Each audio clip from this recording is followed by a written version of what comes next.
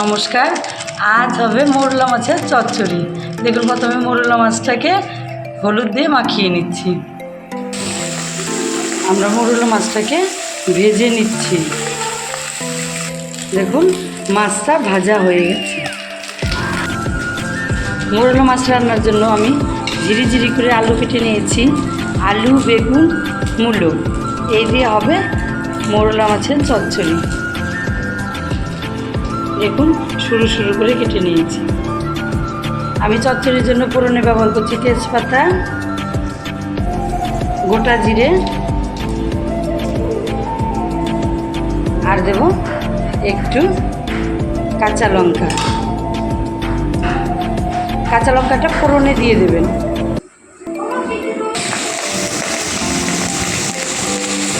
এবার আমি সবজিটাকে দিয়ে দেবো। এবার আমি সবজিগুলোকে নেড়ে চেড়ে নিচ্ছি।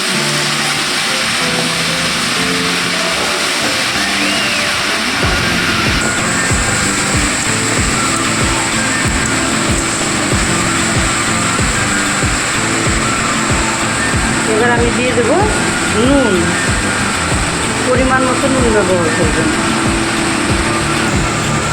এবার দেবো হলুদ,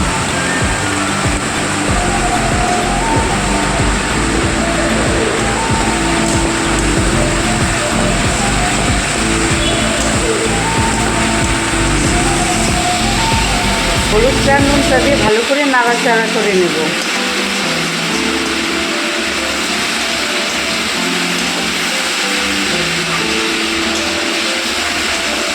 হলুদ দেওয়ার পর আমি ব্যবহার করছি ধনে গুঁড়ো। ধনে গুঁড়োটা আগেই ব্যবহার করবেন।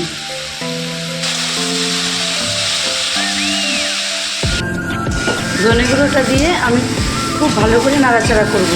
চচ্চড়িতে জল ব্যবহার করব না, ভালো করে নাড়াচাড়া করতে থাকবো। এবার আমি মাছটা দিয়ে দেব।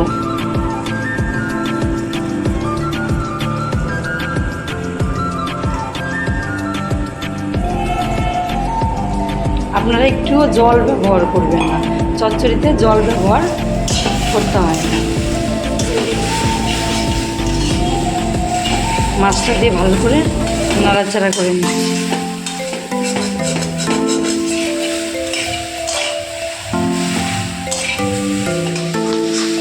দেখুন, মাছটা দিয়ে ভালো করে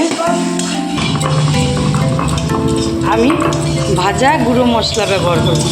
জিরে, তেজপাতা।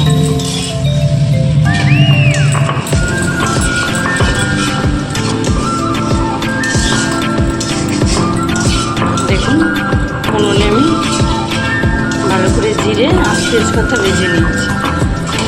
এবার আমি ভাজা গুঁড়ো মশলাটা দিয়ে দিলাম।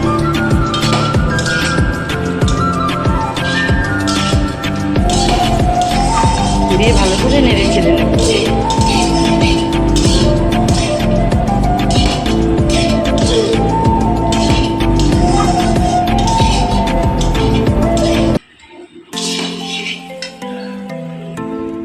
দেখুন, রেডি মৌরলা মাছের চচ্চড়ি।